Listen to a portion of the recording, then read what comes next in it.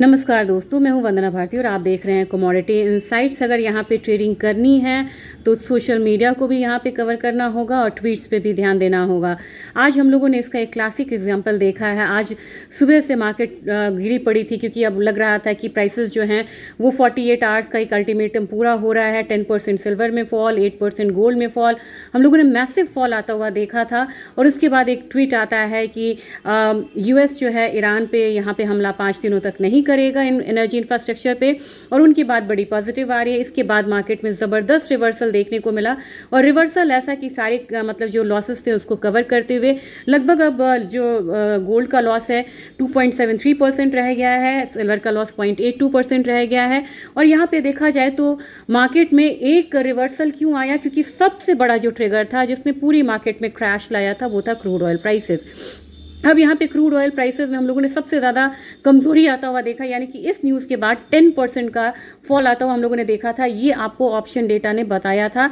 आज के mid day session में मैंने ऑप्शन में आपको स्ट्राइक्स खोल के दिखाया था कि यहाँ पे 85 से $80 के बीच में जो कॉल है उससे सेल किया गया है और यहाँ पे $82 का एक एवरेज बन रहा है। वहीं तक लगभग प्राइसेस जो है नीचे की तरफ आया। अभी 88.82 के करीब है, लेकिन एक लो लगा आपको 85 से नीचे, वही जोन आपको आया था। एक दिन में प्राइसेस 10% से ज़्यादा गिरा है क्योंकि यहाँ पे कॉल राइटिंग दिख रही थी और वहाँ पे पुट पे भी उस जगह पे स्ट्राइक्स पे काफ़ी ज़्यादा पोजिशंस बनी हुई थी।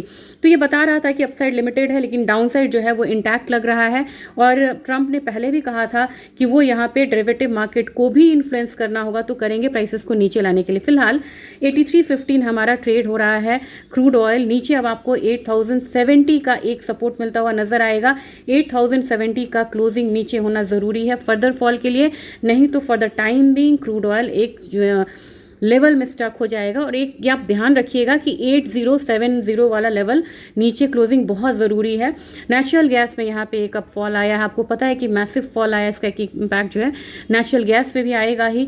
$3 से नीचे अब कमोडिटी चली गई है, 275 के नीचे यहाँ पे नेचुरल गैस है। फिलहाल इसमें आपको कुछ करना नहीं चाहिए। एल्यूमिनियम प्राइसेस यहाँ पे 330 की तरफ है, जबकि आपको जिंक प्राइसेस में एक उछाल है 1.15% का है। यहाँ पे 312 आप जिंक में देख सकते हैं। लेड में आपको 189 का लेवल्स आता हुआ दिख सकता है। कॉपर में ज़बरदस्त तेजी आई, 1121 के करीब है। 1130 से 1132 का जोन आता हुआ देख सकते हैं।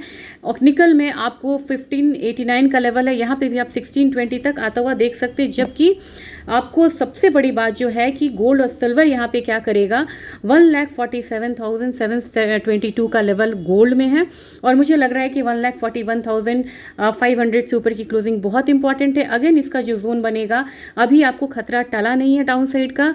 137 से लेके 142 वाला जोन होगा, वो कंसोलिडेशन जोन होगा फॉर द टाइम बिंग, उसको वॉच करिएगा। 142 से ऊपर की यहाँ पे क्लोजिंग होती है तभी हम यहाँ पे बड़ा अपसाइड मानेंगे, बड़ा अपसाइड तो नहीं, छोटा अपसाइड मानेंगे यहाँ पे। और सिल्वर में जो फॉल आई है 2,24,575 के करीब ट्रेडिंग हो रहा है, सिर्फ 2200 का फॉल रह गया। आपको यह ध्यान होगा कि 20,000 तक की फॉल इंट्राडे में हमें देखने को मिला था। अब यहाँ पे इतनी रिकवरी के बाद हमने 2300 का एक लेवल जो है लॉस तो सिर्फ वो आता हुआ देखा है। तो 2,30,000 ऊपर की तरफ एक रेजिस्टेंस है, वहाँ तक की कमोडिटी आती। तो जिनके भी पोजीशंस हैं यहाँ पे ट्रैप, वो पक्का यहाँ पे एक बार ही निकलें, क्योंकि अभी भी यहाँ पे इसने सपोर्ट बना लिया, ऐसा कोई बहुत बड़ा इंडिकेशन नहीं आया है।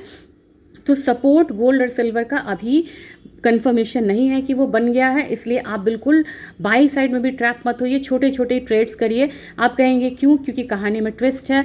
अब यहाँ पे ईरान ने ये कहा है कि हमारी कोई भी बात नहीं हुई है इस तरीके की, और ये वाशिंगटन डीसी और तेहरान में कोई यहाँ पे डायरेक्ट बात नहीं हो रही है। और ये ट्रंप ने स्टेटमेंट इसलिए दिया है ताकि क्रूड प्राइसेस नीचे की तरफ आए, क्योंकि वो चाह रहे हैं कि किसी भी तरीके से क्रूड प्राइस नीचे की तरफ आए।